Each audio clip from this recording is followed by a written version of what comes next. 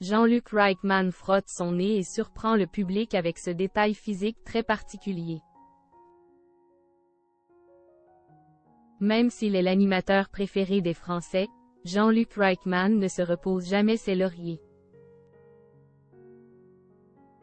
La preuve, le jour où ses fans ont découvert sa tâche, ils ont failli faire un malaise.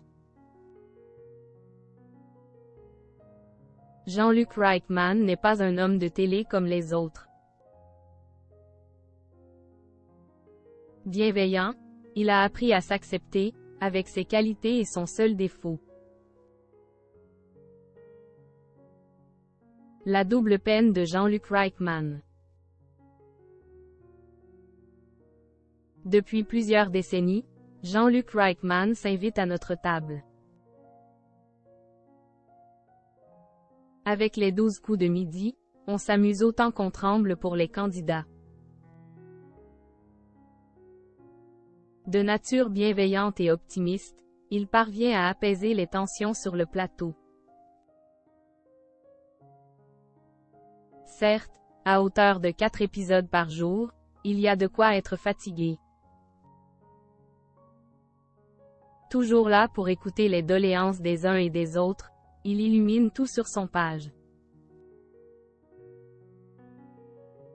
En somme, son fameux éclat de rire, on l'identifierait les yeux fermés et même avec des boules qui hissent.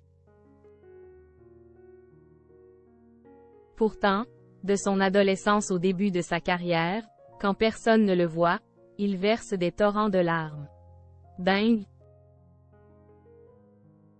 Lors de la diffusion de ce documentaire, Jean-Luc Reichmann accepte de reparler de son fameux.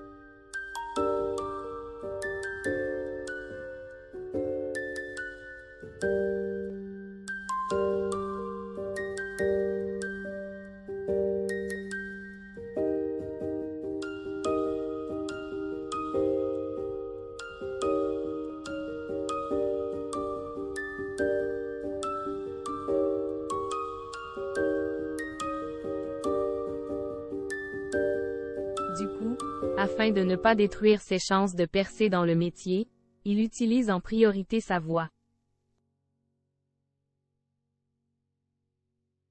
Pendant des années, il commande des émissions à la télévision ou réalise des doublages à base de bruitage de films pour petits et grands. Heureusement que sa chérie Nathalie Lecolt ne lui a jamais tenu rigueur. Une anecdote fracassante. Au milieu des années 90, le public découvre enfin l'apparence de Jean-Luc Reichmann. Afin de pallier à cette affreuse tâche qu'il déteste tant, il mise tout sur sa tenue vestimentaire. Sauf que ses chaussures de clown font tellement jaser que la direction s'en mêle. Dire qu'il a failli perdre sa place est un sombre euphémisme. En somme, malgré qu'il utilise des litres de fond de teint pour cacher la source de ses tourments, on lui cherche encore des poux dans la tête. Cette réflexion horrible de son chef, il ne l'oubliera jamais, forcé de faire un choix entre son nez, les chaussures de couleur et la tache, il aurait pu tout arrêter. Sauf qu'heureusement TF1 l'a repéré et la suite on la donnait. Pourvu que ça dure.